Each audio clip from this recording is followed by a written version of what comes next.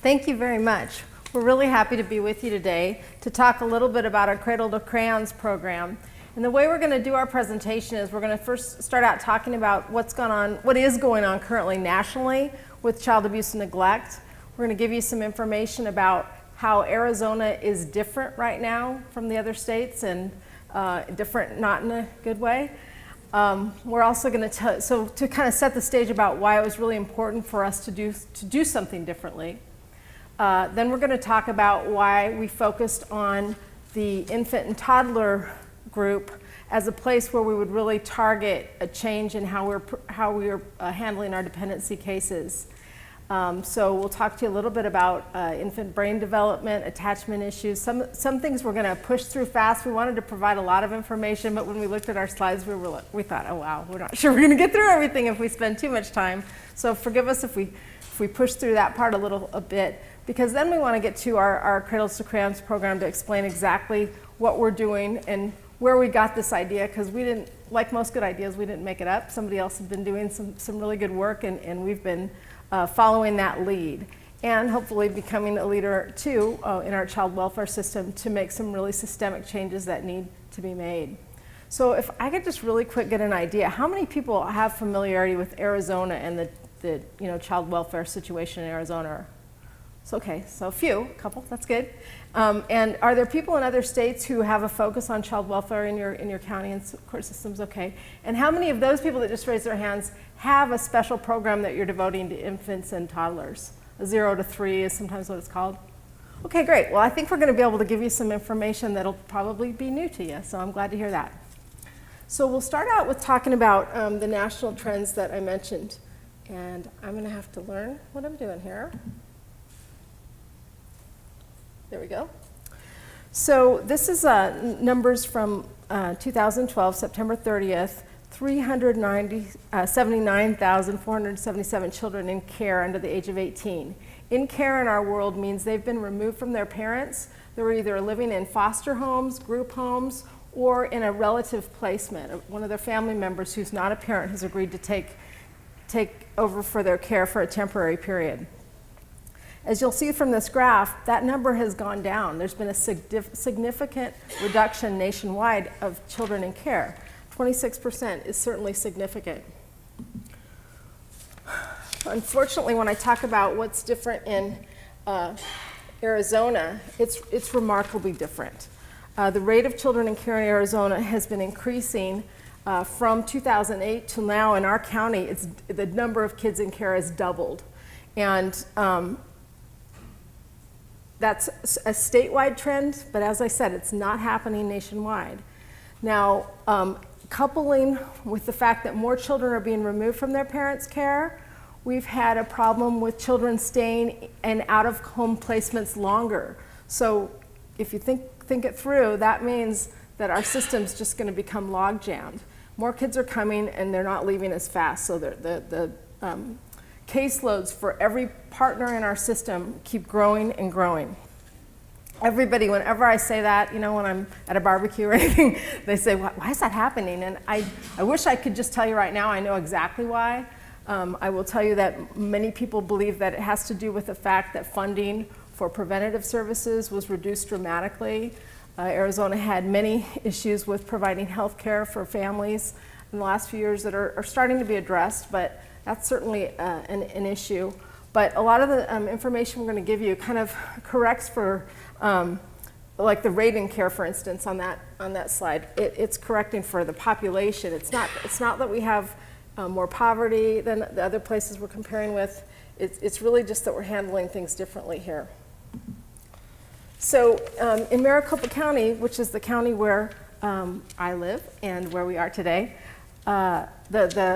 we also have followed that increase.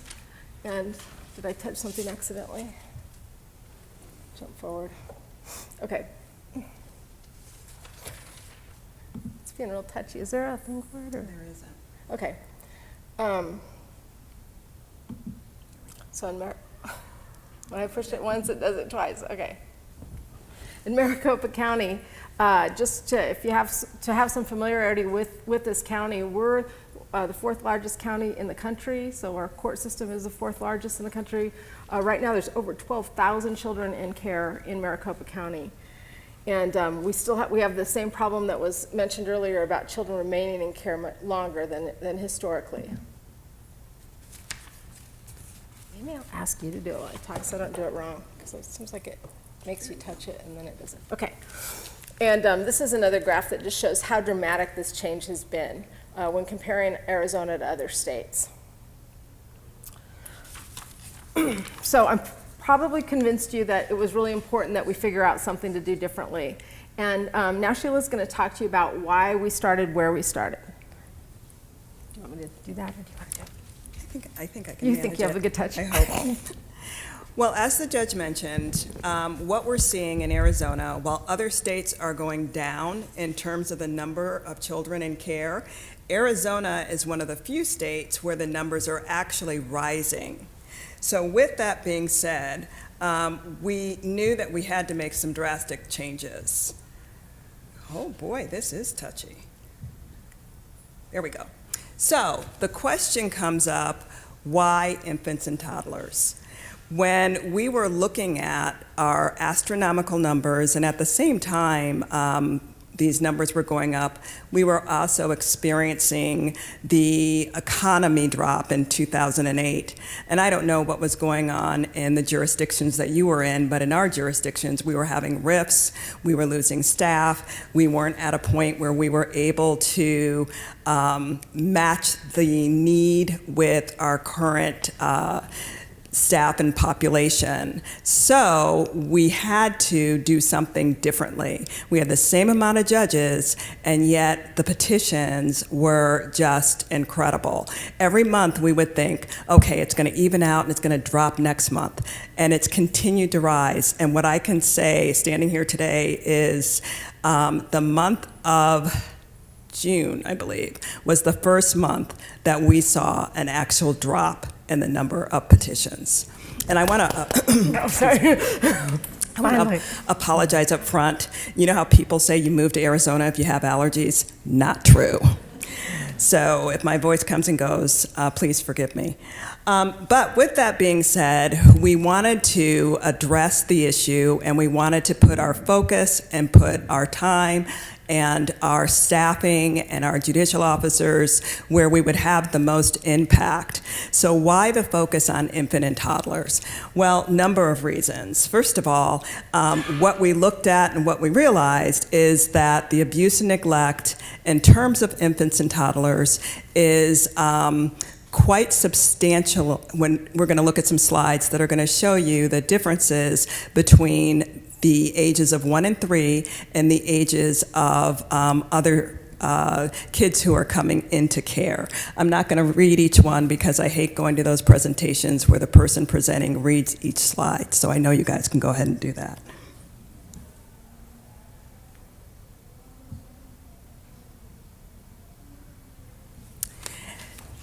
Infants coming into care and toddlers have the highest rate of victimization, and with that, the highest rate of fatality that's due to maltreatment.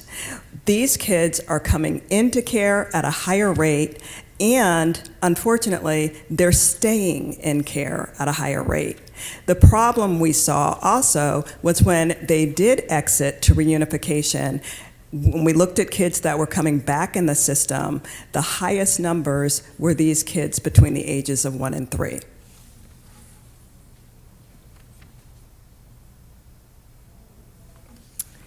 What I'm showing you now is basically nationally what we're looking at.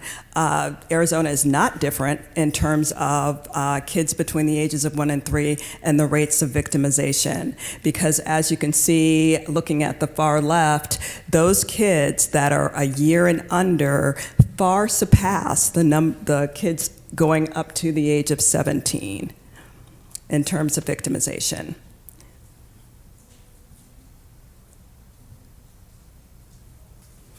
They also, and I mentioned this earlier, have the greatest risk of maltreatment fatality. For me, when I see something like this graph, that speaks incredibly loudly to the differences that you're seeing at 1 and under and the other age groups.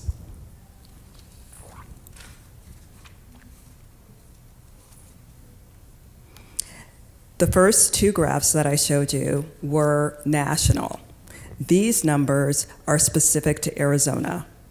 And what you can see, unlike the numbers of kids coming into care, Arizona is very typical of what's happening on a national basis with young children.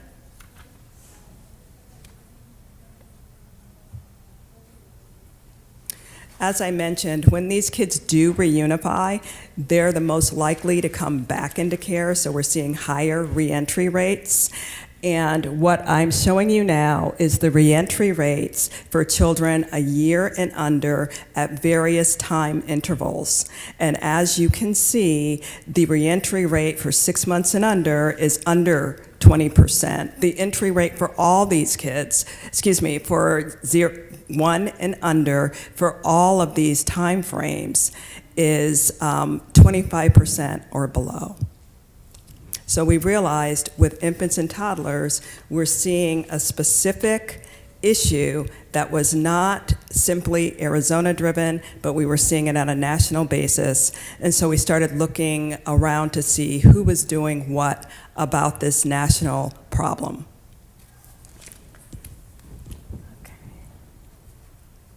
So in addition to the fact that the children who are younger stay in care longer, there's a lot of research around these vulnerable kids. I mean, it's when we talk about the fact that they're most likely to have a fatality as a result of maltreatment, it's kind of easy to understand. They are very vulnerable. And it's been really critical to understand what's causing them to come into care. Even though we're talking about maltreatment that may result in a fatal incident, the very high percentage of the petitions that come to our court, and this is true nationally as well, is as a result of neglect, but it's serious neglect. And it's often rooted in substance addiction and also mental health, treated or untreated mental health problems. It's also important to understand that infants who come into care, maybe straight from the hospital under the age of 3 months, are less likely to exit in a timely manner. And also, if they've already been diagnosed with their own issues of developmental delays, developmental disabilities, or having mental health disorders, it's I don't like to say it, but I'm saying it anyway. They get stuck. They get stuck in our system of foster care. I just don't like to say that. It sounds awful. So when I mentioned that how significant substance abuse problems are in our community and in the child welfare system, we do have research to demonstrate that substance abuse can be addressed through treatment, and early engagement in treatment is really critical, especially when people are highly motivated. Everybody's heard about people hitting the bottom, having to come to the bottom before they realize that they need help. Well, certainly mothers and fathers who've had their children removed from the care often describe that as that was a moment when I realized how bad everything had really gotten. And so one of the focuses for our program and many programs is to help address substance abuse issues, but we're going to tell you about how we're kind of trying to go deeper than just straight substance abuse treatment. We're trying to really help families get to the bottom of why they have a substance abuse problem.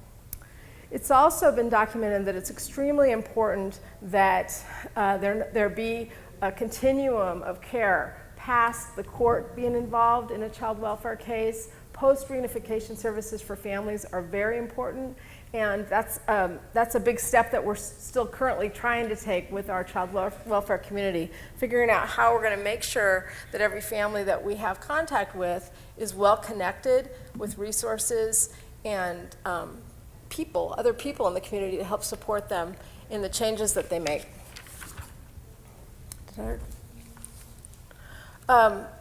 Sheila had already told you about infants being at the greater risk to re-enter foster care. One of the studies that's cited there actually indicated that if a child entered at less than 1 month old, so right out of the hospital, if a child enters foster care, they're 3 times more likely to re-enter foster care later in their lives compared to children who are removed when they're from 2 to 12 years old. So we're talking about a really substantial effect.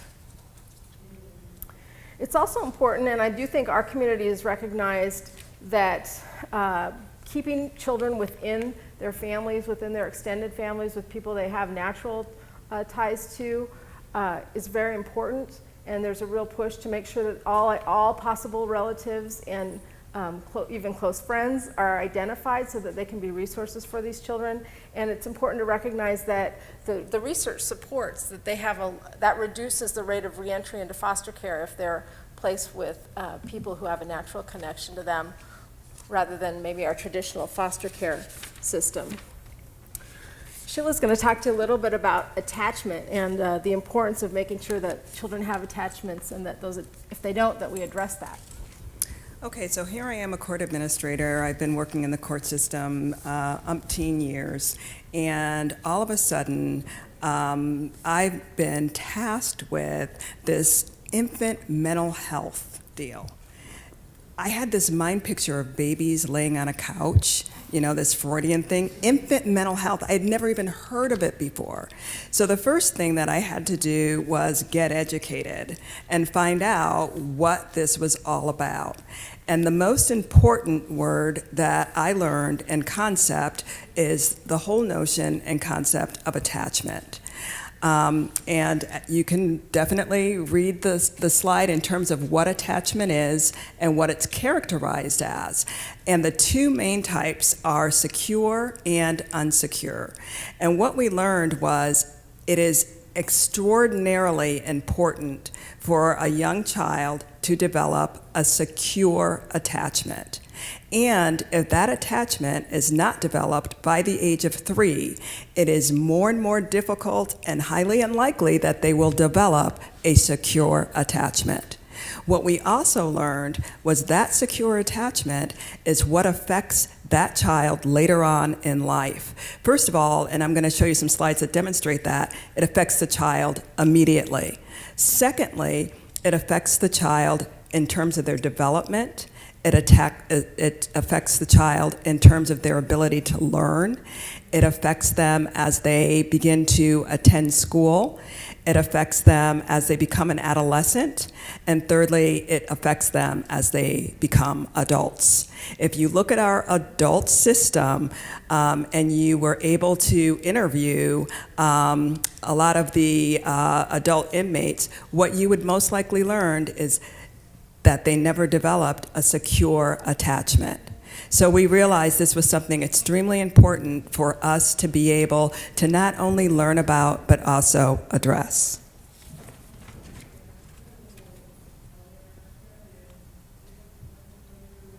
I don't know if any of you have ever seen a video that a researcher did, and it's a video of a mom with her baby, and she's talking to the baby and making faces at the baby, and they're having an interaction, and then the researcher tells mom to stop. So the baby is looking at mom, doing all the things that the baby does to get certain reactions out of mom, and mom's just plain-faced. And then eventually what it shows is the baby is totally frustrated and absolutely just unable to calm its little boy himself down because mom is not reacting the way that he is used to interacting with mom. And what that tells us is a lot about how that attachment develops. If you've ever seen a little baby who's learning how to crawl, and what they'll do is they'll crawl a little bit and then they'll turn around to make sure that somebody's still there. And it's usually that person who they have that attachment with. But they're always wanting to touch base to make sure that they're not getting too far away. Well, with these little babies who are being neglected and abused, there's never anyone there when they turn around. They've never had the opportunity to have that safe person.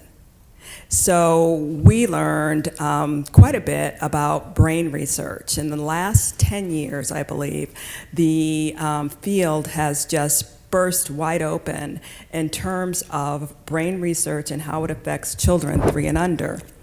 And what we learn is that trauma and stress have a profound effect on the brain of infants and toddlers.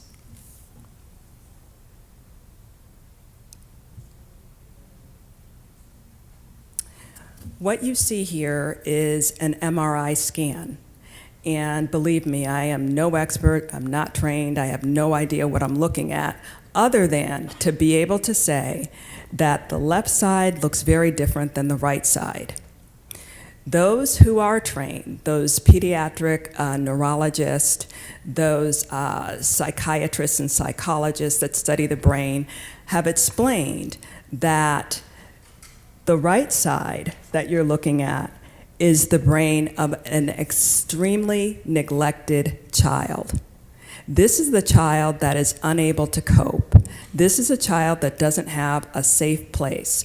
This is the child who, as they get older, has the difficulty forming relationships, has the difficulty with feeling empathy for others. Oftentimes we hear that about juveniles who are delinquent and so on, as they have difficulty feeling empathy.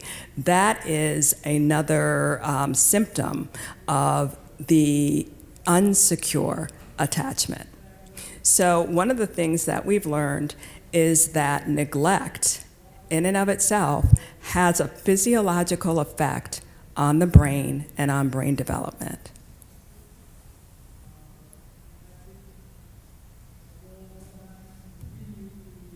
It doesn't want to go. No. There we go.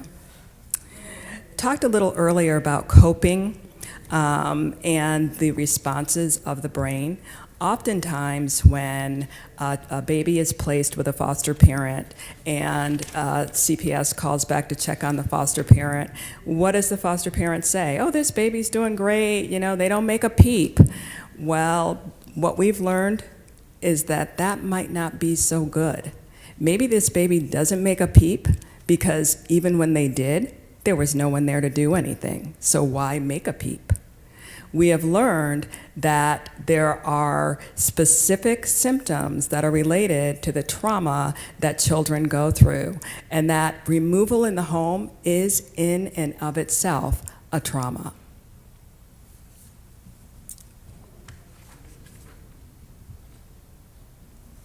So impact. The impact that we have learned that the trauma of removal, the trauma of neglect, the trauma of abuse has on children, as I mentioned many times, is long-standing. It's emotional, it's social, it's behavioral, it's developmental. And it will affect them as adults if it is not addressed as a child and they learn how to develop those secure attachments.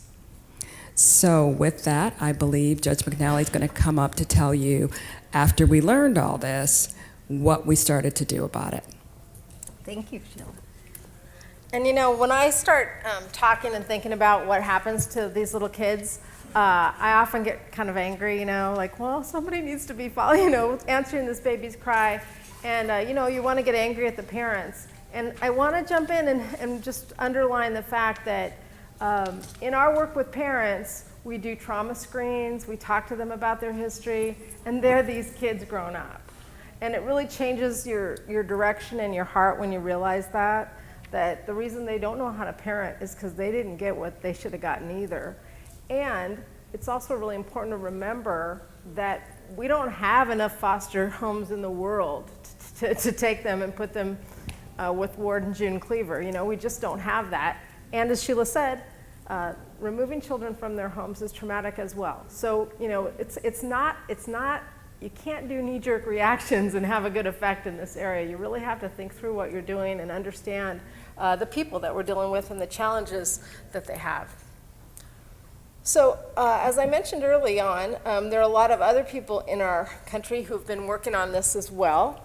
And they didn't have the kind of challenges with the increasing caseload that Arizona had, but they certainly recognized that we could do better for our babies. And one of the organizations is 0 to 3. It's a nonprofit organization, and they came up with a concept called the Safe Baby Court Teams. And they worked with specific jurisdictions. I believe there was 10 of them to start out with, and then some of them lost their funding. They didn't quite all stay there. None of them were anywhere near the size of Maricopa County. They definitely had smaller groups of people that could work together and know each other and build trust relationships. Those were all challenges that we had, so they didn't have quite some of those.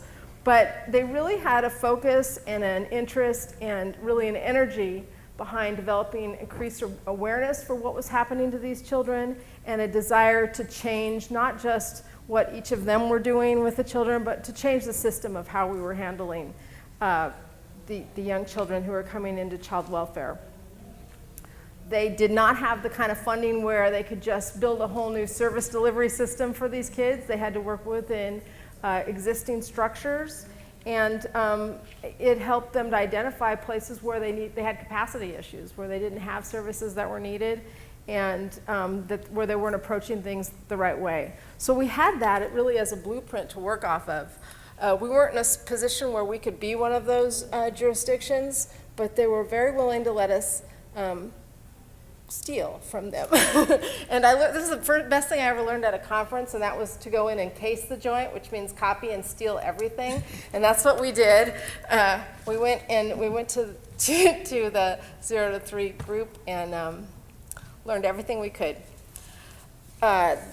They didn't just make it up on their own either. They're definitely an evidence-based endeavor.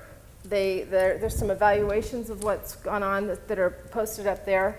And they were really able to see a real improvement on infants and toddlers being subjected to further maltreatment. That was hardly ever happening when they had this focused approach. The children were getting services that they needed. And when you said you're going to get infant mental health care for a child in our community, it was like, what are you talking about? Just like Sheila said. But it's needed, and they were actually delivering it. And the last one is really important for anybody who ever is worried about county budgets, and some people might worry about that once in a while, to have an increase in permanency, which means either return to home, or if the family's not going to be able to accept their child back and care for them properly, to terminate their parental rights and get them into a safe adoptive home. That's what permanency means. So being able to get to one of those outcomes 2.67 times faster is really significant for what kind of investment everyone was making in the court process and in helping these children. So the Safe Baby court teams came up with 10 key components, the core components of them, and they're all listed there. And if you take a look at them, you'll see that we've really done our best when we get to the part where we're telling about what we did. We've really gotten to our best to emulate what they've done. And instead of going through each of these right now, what I'm going to do is when we get to what we did, I'll let you know how we did it. We also brought along, just because we had these, some poster boards that we were going to use. An award we won. But this Cradle to Crayons umbrella really shows what our core components of our Cradle to Crayons program is. Now, this didn't happen without a lot of effort and work, and Sheila was here for that. I wasn't. I kind of felt like I got to jump in right when everything was going great. Sheila did a lot of the work behind the scenes, so she's going to talk to you about how it got started and how we pulled people together to work on this.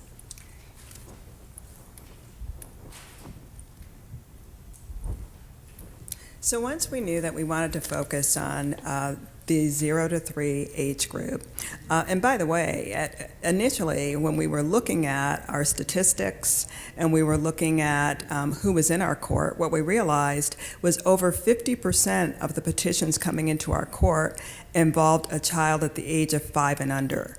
43% of those petitions involved a child 3 and under. At the time, in terms of caseloads and looking at the judges and commissioners that we had within our jurisdiction assigned to hear juvenile cases, we realized that we were ill-equipped to handle the age group of 5 and under, so we stuck with 3 and under, and the brain research did verify that we needed to be looking at that age group. So if any of you are interested in implementing something similar in your jurisdiction, you may want to consider 5 and under. With that being said, there's some keys. I think every jurisdiction's different. Everybody's going to go about establishing a program differently, but I think that I can share some of the key components of what we did to get a program off the ground. And the first one is the judicial leadership. Our juvenile presiding judge at the time was fully committed and enthusiastic and just took the lead with this particular program. What I found was when I was setting meetings or trying to make appointments or what have you, no matter who it is, from the mayor of Phoenix to whomever, if I said that the juvenile presiding judge would like to meet with you, we had a meeting. So if I invited a group of folks to a meeting and it was on his behalf, we had that group of folks at the meeting. So the huge key was the judicial leadership. In addition to that, for the first time, I believe, at least since I've been at the juvenile court, judges actually wanted to come to juvenile. They wanted to hear these particular calendars. There was a list of judges that our presiding judges was looking at who had put in a request to come to hear this type of calendar. So the judicial leadership is absolutely key. I think another piece to that is education, and I'm going to skip down one because one of the pieces that we had to put into place is educating the judicial officers about this 0 to 3 age group, what the issues are, and how the court can help to address them. So the judges that did decide that they wanted to be assigned we call it C2C, Cradle to Crayons calendar, those judges were then educated in terms of this particular age group and what they needed to be looking for, et cetera. The second thing is really gathering information, and there is so much good information out there. This book, it's called Child-Centered Practices for the Courtroom and Community, was the first thing I know we read in our jurisdiction. And it's actually put out by Dade County Judge Cindy Lederman, Dr. Lynn Katz, and Dr. Joy Ospowski. And these particular individuals were doing something similar in their jurisdiction, and they really spelled out the importance of involving community. So, and it's available on Amazon, and it was a wonderful way to sort of get our feet wet in terms of how to go about this different type of court program than we had implemented in the past. We also found out who were the experts, names like Bruce Perry, names like Alicia Lieberman, experts in the brain research, Dr. Ira Chasnoff, who is a pediatrician who is the foremost expert, I would say, in the country in terms of substance abuse and how it affects the brain, the developing brain. We actually brought him into town and invited numerous stakeholders so that they too could get this information. Because, you know, at first when we talked about focusing on this age group, well, I'll get into that later. I'm getting in front of myself. The other thing that we want to do is identify who those key stakeholders are that need to be involved in the process and bring those along. Talking about what we're going to do in the future in terms of plans, but also why we're doing what we're doing was really important. And then gathering allies. Our juvenile presiding judge at the time personally went to see the county manager. We personally went to see the mayor of Phoenix, the director of DES, anyone who could make decisions that impact the care and the community that these young children live in. We made appointments and we went to see. We wanted all of them to understand what we were doing and why we were doing it, and it got them to start thinking what part they had in it. Along with that, funding resources. How are we going to fund this? Obviously, it's going to cost money. And we looked at a number of different options. We found out what federal money was coming into our state and how it was being utilized. In your jurisdiction, that may be an option for you. In our jurisdiction, it was not. We ended up going to our county manager and talking to the Board of County Supervisors and actually working with them to establish a $2 million pilot for 2 years. And our basic sell to them was, you know, you're going to pay for this now or you're going to pay a whole lot for it later. We were able to show the results that Safe Babies court teams had demonstrated in terms of the earlier dismissal rates, and we were able to break that down in terms of what that means when it comes to the county having to pay less for lawyers, paying less for clerks, paying less for whatever it was that the county pays for, to show them the financial impact that this decision would have on the future. So, and we were successful in getting their buy-in and getting their support to establish the pilot. And then, lastly, I would say inventory your current resources. We were able to utilize what had been a residential center, which had closed down in 2008. We talked about the funding and how things kind of went awry at that point in terms of the economy. And that particular residential center had pretty much been dormant. I mean, there were some placeholders in there as far as a few staff here and there, but we really weren't doing anything with the 3-building campus. So we were able to identify that campus as one of the locations. And then Judge McNally was able to come up with something totally out of the box, which was looking at our detention space that is public space.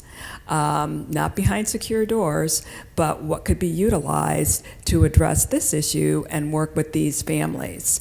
And sure enough, we now have C2C West, which is located in West Phoenix, and it is in the residential center that I just mentioned to you. And we have C2C East, which is located in the non-secure detention area in Mesa, which is on the east side.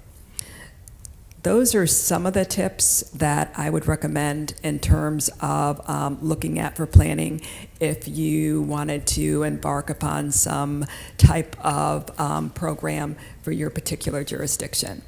I think Judge McNally is going to be talking with you next. Oh, I have one more slide. Sorry. Okay.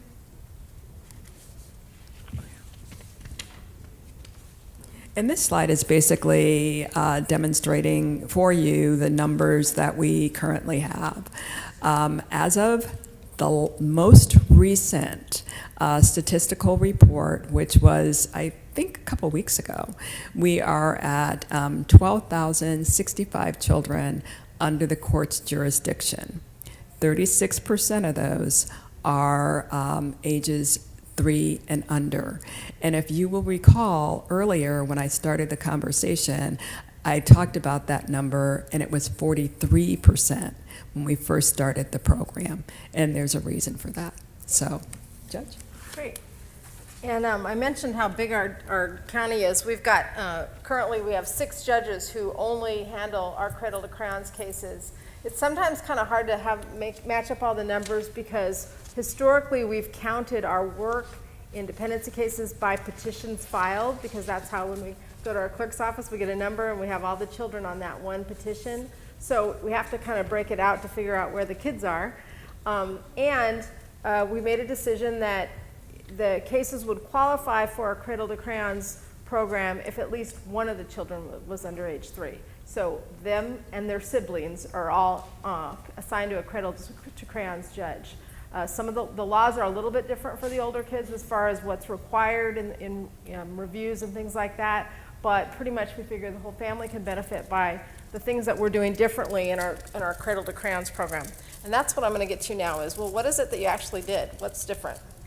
That's our umbrella that we just like to say this is how we're trying to do everything. And we've moved a couple things around under that umbrella a few times. Sheila mentioned judicial leadership, and certainly to get people to the table it was important. But in any court setting that you may have been observed, there's sometimes a little jockeying for who's going to tell everybody how it's going to be in that courtroom. And we really had to work with our judges to say, this is going to be a program where we, judges, need to get on the same page about what's important here based on research, and that we need to make a strong message to our child welfare community that things are changing and we'd really like your partnership, but we're changing whether we have it or not, because not everybody was really excited about making big changes. One of the first big changes was that we were going to have more frequent court hearings. Now, that doesn't sound like a way to save money, I know, and that was pointed out to us at every turn. But more frequent court hearings means more accountability. And so our statutes say that after there's been a finding of dependency, the judge has to review the case at least every 6 months. And basically that's how we've been doing it, because that's with ever increasing caseloads and no increase in resources, that's just how things were. Well, the Cradle to Crayons judges agreed that they would see these cases every 6 to 8 weeks, and that there would be frequent follow-up to make sure that services that were ordered were put in place both for the children and for the families. You see over here on the left, or I guess left side of the umbrella, some actual direct services. The court's role is usually not to provide direct services. Usually that's the child welfare agency and their contracted providers in most jurisdictions. And if we had had a really super great relationship and communication with our agency at the time, we might have talked them into it, but we didn't have that then. It's gotten much improved because we've had a huge crisis, and it's brought the opportunity to have some really great conversations and new leadership. But because we didn't have that, our Board of Supervisors, I think, had the foresight to say it's worth investing in our Maricopa County kids to pay for some things that they're not getting from the state-funded child welfare system. So relationship-based parent-child therapy was a really big one. And I can tell you a really long, complicated explanation about how, because of how funding for behavioral health goes, they were never seeing parents and kids together. They would see a child and see the child with the foster parent, but they wouldn't see a child with their parent, but they'd see a parent separately. And when you're the way our clinical director describes it that really makes sense to me is, babies cannot exist outside of a relationship. They can't survive. They have to have a relationship. And if you're trying to reunify them with a parent, that's the relationship you have to work on. It's important, if they can't be with a parent, that we address attachment and relationship issues with whoever their caregiver is. But in these cases where we're really trying to reunify, we have to work with them together. So we provided that, direct services. Family time coaching is another one, where our model in our community had been that they'd get a parent aide who would sit and observe and say, well, mom's setting the baby down with a pillow and propping up a bottle, and she's going out to have a cigarette, and isn't that bad? And as a judge, when you're reading that, you're saying, make her stop, show her how to do it right. Well, they weren't doing that. They were just reporting the deficiencies. So the family time coaches are on the floor with the mom and the baby, and really doing a lot of encouragement, like saying, look how she responds when you look straight into her eyes, and look how much she appreciates that being held tightly when you hold the bottle. And no, we don't prop the bottle. There's a good reason why. So we provided that, we also tried to garner some resources in our community by getting more people who want to help kids to volunteer to help supervise visits, and also worked with our university to get interns and externs to come on board who would get trained in the real therapy, family time coaching therapy model. Individual trauma therapy, I thought when we started was what we'd be giving to the kids. Turned out we were giving it to the parents because, as I said, we found out they were really victims of trauma, and it closely related to their difficulty in overcoming substance abuse issues. When you've been subjected to trauma, which lots of people are familiar with post-traumatic stress disorder that our soldiers come back with, anybody who's had a significant trauma, can have a really bad effect, bad flooding of emotions that they have to figure out how to cope with. And as I tell our parents that participate in our court, international method of coping is using drugs and alcohol. Every country in the world, people use drugs and alcohol to cope because it works. It will help you cope. It's just extremely destructive to your lives and to your relationships and your ability to parent. So we've been able to provide direct services through this trauma therapy, and they're using really interesting state-of-the-art techniques that are, very interventional and short-term. EMDR, if any of you have heard of that, is one of the techniques they use. Look it up if you don't know about it, because it's really very interesting, but it's based on brain science. And one thing I forgot that's still over there on the court oversight and direction, besides the more frequent court hearings, the judges all ordered more frequent visits with parents. And that was definitely one that was not met with everyone being happy about it. But if you're going to build a relationship, you really have to make sure that parents are getting to see their children. They're also much more likely to be successful in overcoming the difficulties they need to overcome if they're motivated by knowing that, hey, these people are working with me to get my family back together. Community coordinators was probably our most challenging implementation for to do 0 to 3, but we have our supervisor of our community coordinator program right here. They've been awesome. We've described them like being kind of a help desk for the judges. The judges ordered something to take place, ordered a child to have an assessment, because a behavioral health assessment, and the next time, 6 weeks later, they come back to court, it hasn't happened, and the case, everybody's kind of pointing the fingers. They're problem solvers. They go and figure out where is the disconnect. And by figuring out a disconnect for one child, we've been able to really understand what our systemic challenges are so that hopefully we can solve some of these problems for lots of kids. I say it was controversial because I don't think we probably did as good a job as we could have in getting everybody to the table as we rolled everything out. And there was a lot of reluctance by the Attorney General representing the Child Welfare Agency. Wait, who are these people? What are they talking to the judges about? Are there ex parte communications? They got very lawyerly on it. I think it's settled down. We've pulled everybody back in to discuss how we're doing things, and it's better.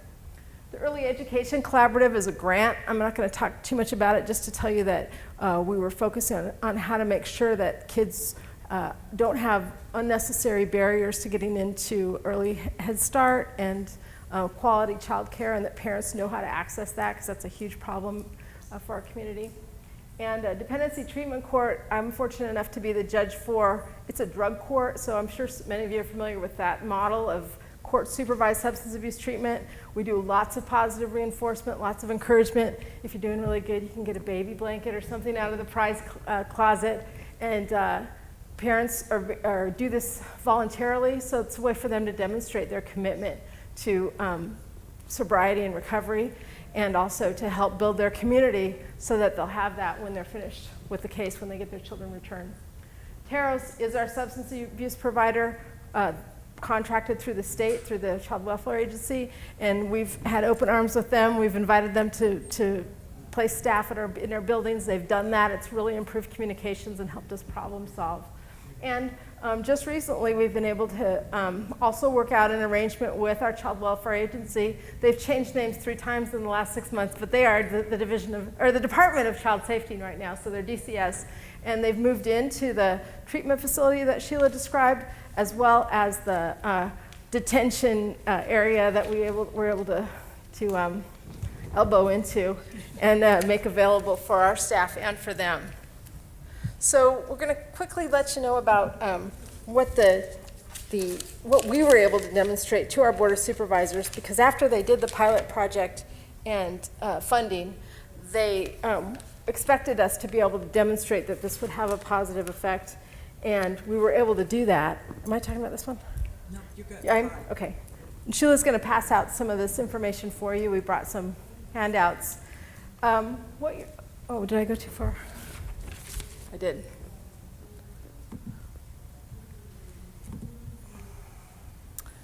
What we were able to show was that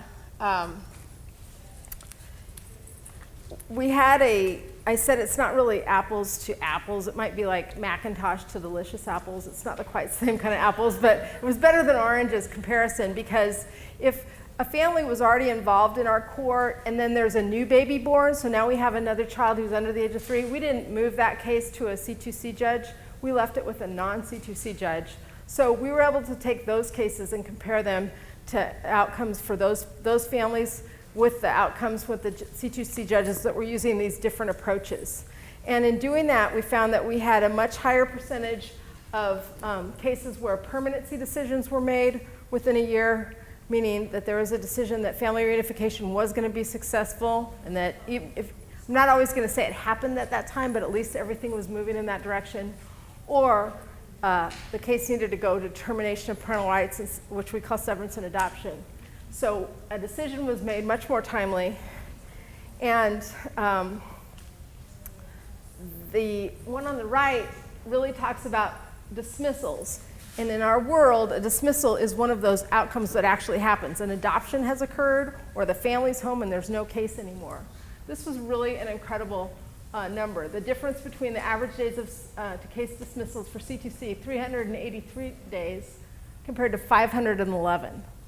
So that difference in that time means we weren't paying, our county wasn't paying for attorneys, we weren't having court hearings, we weren't having, the state wasn't paying for out-of-home placement. The cases were completely resolved. That was huge, and that was meaningful to our Board of Supervisors. It made them say, it's worth it, we're going to keep going. One fear people had in our community was that this was going to be a fast track to severance and adoption, like we were just going to steal all the babies and give them to the other homes, and it wasn't. It turned out that if you're in a C2C court, it was more likely that the result was going to be family reunification. I think my own opinion is that the reason for that is that if you were involved in C2C, getting any of the services or in dependency treatment court, we were really approaching people with a loving embrace. I mean, we were friendly, warm. People felt good in being at the C2C center. They knew that they could get lots of problems solved and needs met there. And I think that helped keep them motivated. I also observed many times in our dependency treatment court, the power of other people joining together in the same situation was incredible. The parents helping each other and having a place for that to happen, I think made a huge difference. So the outcome, the return to families was a higher percentage of that. And although if that didn't happen, adoptions occurred in a timely manner. So we're going to wrap up with talking about some of the lessons that we've learned in our endeavor. Oops, I'm going to end it. Sheila talked about judicial leadership. If you call them, they will come. Sometimes that works, but I do think it's key to get your judges on board. You want to talk about collaboration? I think you should. Collaboration? Okay. Well, I learned a lot about collaboration in this process myself. We actually brought a collaboration trainer in who let me know that I wasn't collaborating. I just thought I was a lot of times. I was cooperating because I still thought I would get to say how it was going to work out. But collaborating really means putting your own stuff on the line too, being willing to look at how you're doing things and how you could do it better, not just how, if you guys would straighten up here, we'd get things all, things would be better. So one of the things that was come out of it is really having a robust, I think, steering committee that has a really broad membership, so that as we go forward, we don't have to explain ourselves and argue about it later. We're getting everybody at the table first, and being open to listen to other people's perspectives and ideas on how to move forward. Another thing is expecting resistance from within. A court system isn't typically involved with the things that we were involved in. So when I was calling our purchasing department saying, hey, we need bottle warmers, they're like, wait a minute, we don't have a vendor for that. But it's something we had to buy. Baby toys. Well, wait, you're buying baby toys with court money? Well, baby toys were utilized to actually assess the babies in the centers. So it was a need to buy with court money. So it was change, it was different. And once people understood what we were doing, it was amazing what people will do when they find out babies were involved. When we first moved into the center, our biggest issue was parking. And those of you who've been with courts for a long time know there's two things we don't mess with. One is people's salary adjustments. The other one is where they park. It's just the biggest deal. And for our staff, we didn't have any parking for them. And our estimate was $464,000. I remember that to this day. So that was going to be a game changer. Well, who would have known that the sheriff next door, when they found out that we were actually doing this program, not only offered us his parking lot, but wanted to know if he could restripe it for us. So you just never know what people will do when they find out that you're doing something to try to help babies. There has been example of things that just came together for us once people found out the mission. It was pretty awesome. And I think that going forward, one of the things we're going to focus on is we're not going to be able to be the service provider forever. What we were really trying to do was to demonstrate to the child welfare community, if you do it differently, you can have better outcomes. They're going to need to take over it, but there's an openness to it now because we can prove that it works, and they're under a lot of pressure to start doing things that work.